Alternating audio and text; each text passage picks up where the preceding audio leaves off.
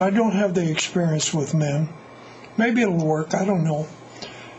But at any rate, there are a multitude of reasons why women are fat.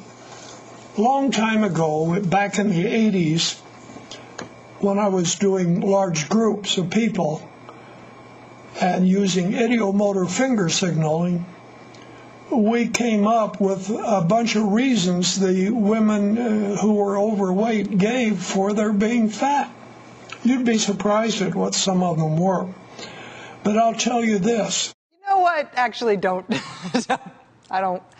tell me. That's a man named Lauren Parks, who Mother Jones did a feature on this week as the biggest political donor in the history of the state of Oregon. He's currently focusing his zillions on trying to defeat Oregon Democratic Senator Jeff Merkley, who's up for re-election this year. Mr. Parks, in addition to spending gazillions on Oregon politics, in his spare time, he's also a sex hypnotherapist who says he can cure you of the trauma of being raped, but not if you're getting too much mileage out of that trauma and enjoying your status as a rape victim. Also, he says he knows why women are the weight that they are because he can tell through their ideomotor finger signaling. Using ideomotor finger signaling. So, Mr. Lauren Parks, he is apparently the conservative zillionaire that Oregon has all up in its politics these days, hypnotherapy and all. We have also featured on this show the actions of Idaho's conservative zillionaire, who's all up in that state's politics. His name is Frank Vandersloot. He got so mad when we covered him. The other day, the conservative zillionaire from Missouri, Rex Sinkfield, he had his day in the sun when Missouri adopted the tax plan that he'd been trying to bankroll forever.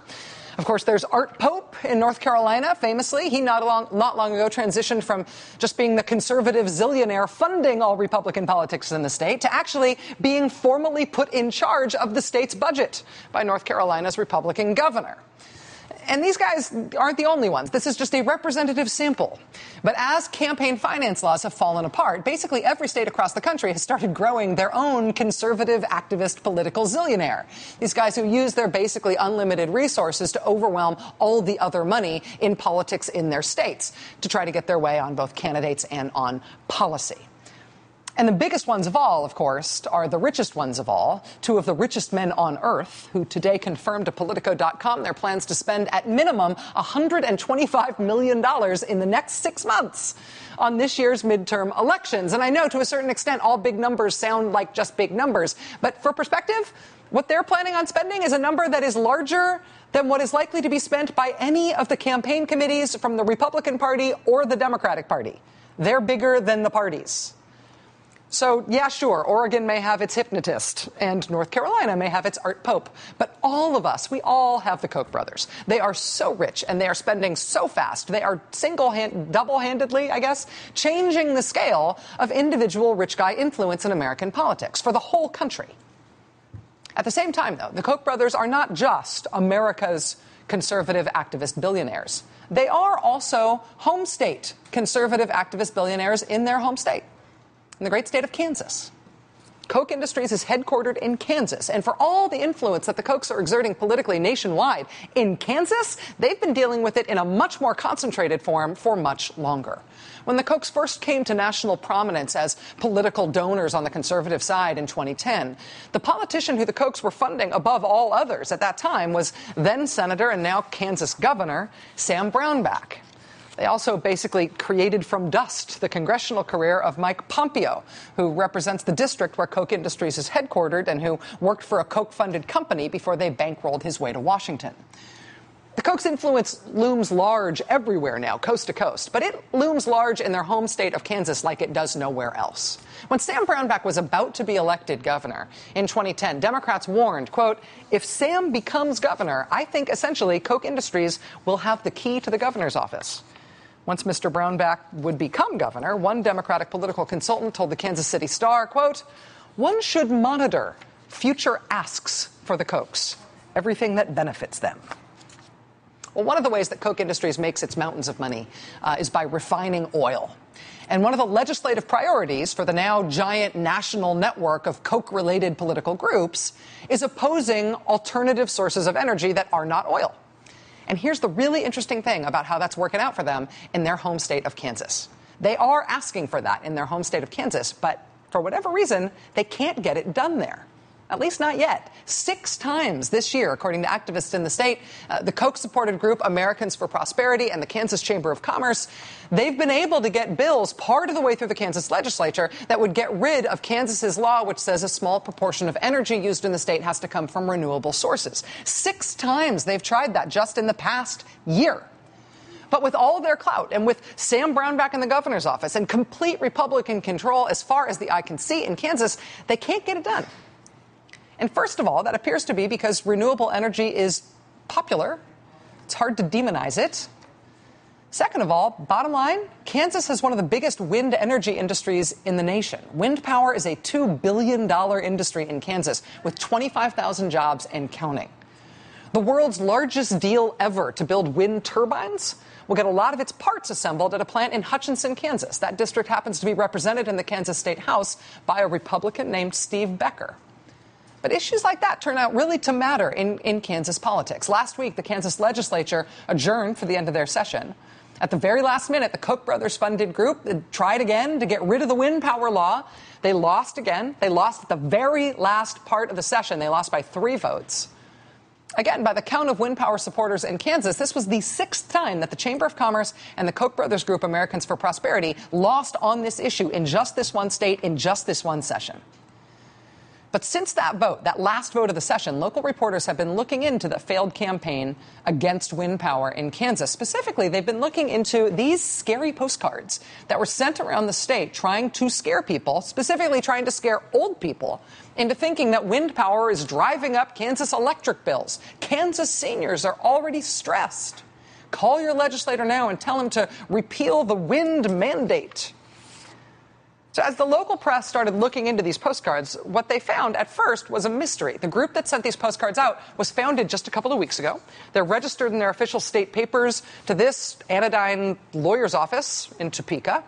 The lawyer at that office tells the Topeka Capital Journal that he registered the group because Americans for Prosperity, AFP, engaged him to. Americans for Prosperity and the Chamber of Commerce both said, not us. We didn't send those postcards. This has nothing to do with us. But the head of the new group that sent the postcards is the sister of the chairman of the Chamber of Commerce. The group's lobbyist is the former director of AFP in Kansas, also a former Koch Industries lobbyist. And with all those connections piling up, and with the lawyer saying he registered the group because Americans for Prosperity asked him to, it took about 2 days for reporters to figure it out. The head of the Koch brothers group in Kansas finally admitted, yes, okay, in his personal capacity, he helped set up that new group. He says he did it on a personal level, not as AFP. One of the Republicans who'd been the target of the postcard said that explanation sounded, quote, pretty bogus to him. He said, quote, that's just further evidence of the kind of dark money campaigning that goes on in Kansas politics these days. Well-funded special interest groups try to hide behind sham organizations in order to try to influence the electorate. The Koch brothers networks, for all their influence in the Koch brothers' home state of Kansas, they have not been able to get Kansas to dump the wind energy industry into the dirt. Maybe even in a state where they have tons of influence, that's because it's sort of too on the nose, right? It's too transparent for the oil refining company to be declaring war on the sun, right? War on wind. But watch for this no matter what state you live in.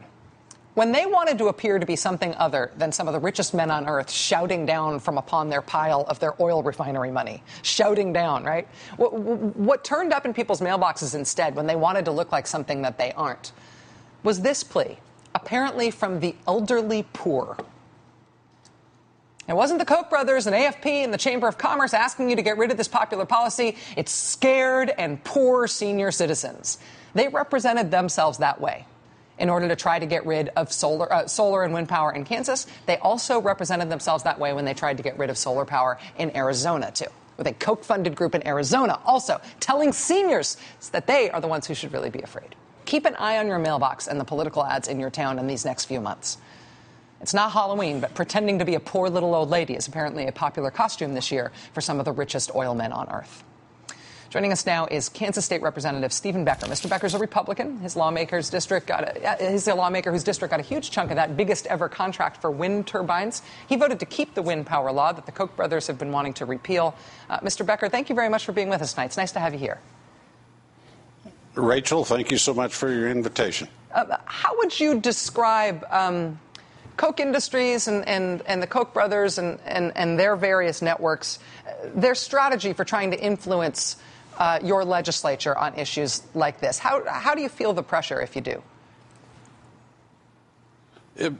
The pressure, there is pressure. You can feel it.